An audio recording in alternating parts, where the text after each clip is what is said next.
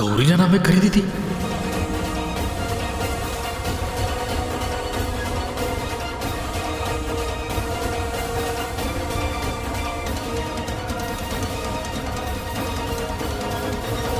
હા હા, આ જ છે ગૌરીની હકીકત.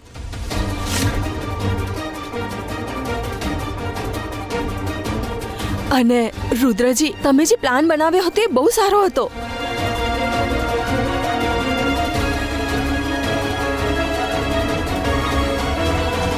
આ છોકરી ભાગી જવાની પણ હતી, પણ ખબર નહીં આને કેવી રીતે પ્રોપર્ટીની વાત ખબર પડી ગઈ, જેના કારણે એની નિયત બદલાઈ ગઈ.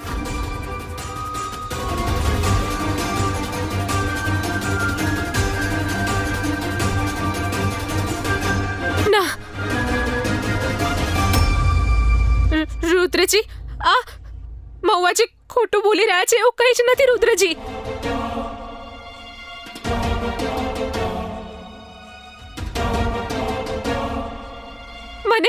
મને આ સંપત્તિની જરાય લાલચ નથી. મારી વાત પર ભરોસો કરો રુદ્રજી, હું સાચું કહી રહી છું.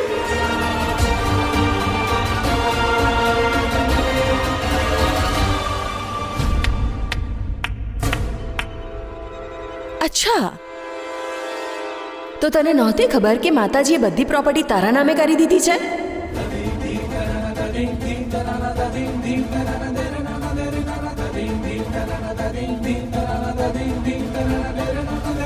બોલ.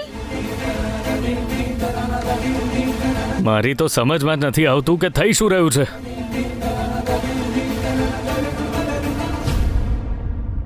દાદી, શું તમે ખરેખર બધી જ પ્રોપર્ટી?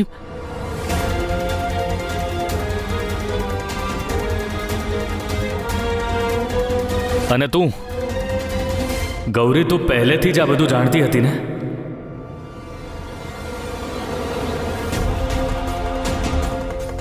મતલબ મહુવા સાચું કહી રહી છે.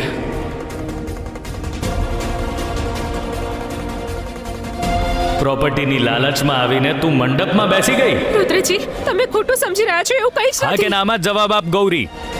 બસ. પ્રોપર્ટીના પેપર્સ વિશે પહેલેથી જ જાણતી હતી કે નહીં?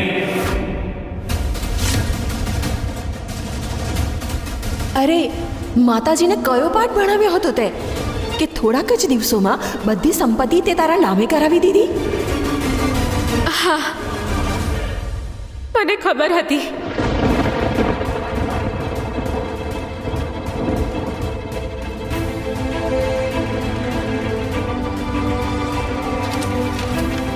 પણ રુદ્રજી, મારા મનમાં જરાય લાલચ નથી. આ હવેલીનો એક પણ રૂપિયો નથી જોઈતો મારે. બસ.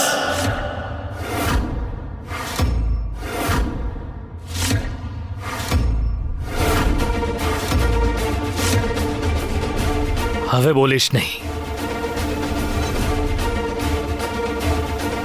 મને તો મારી જાત પર ગુસ્સો આવે છે કે એક માણસને ઓળખવામાં મારાથી આટલી મોટી ભૂલ થઈ ગઈ.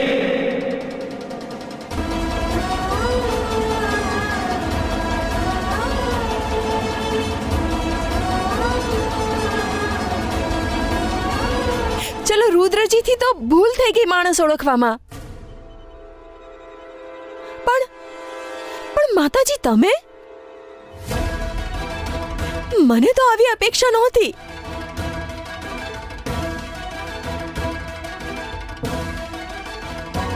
તમે તો માણસનો પડછાયો જોઈને એમની નિયત પણ ઓળખી જાઓ છો. તમારાથી આવી મોટી ભૂલ કેવી રીતે થઈ ગઈ માતાજી?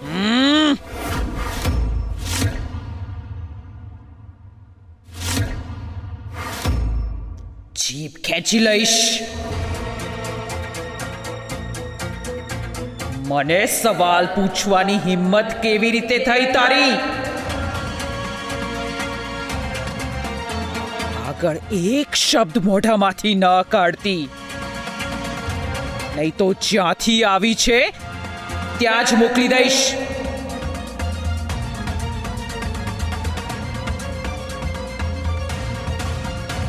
માતાજી, આપણા પૂર્વજોની આ સંપત્તિ આ છોડીના નામે કઈ રીતે કરી દીધી? શાંત. હવે એક પણ સવાલ નહીં. જગદંબાએ જે કર્યું એ પરિવારના ભલા માટે કર્યું.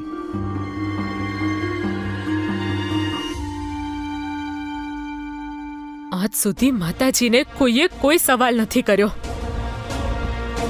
એટલે જ માતાજીએ બધી જ સંપત્તિ આ છોકરીના નામે કરી દીધી. જો આવું ચાલતું રહેશે ને તો આપણે બધાએ હાથમાં વાડકો લઈને બહાર ભીખ માંગવી પડશે.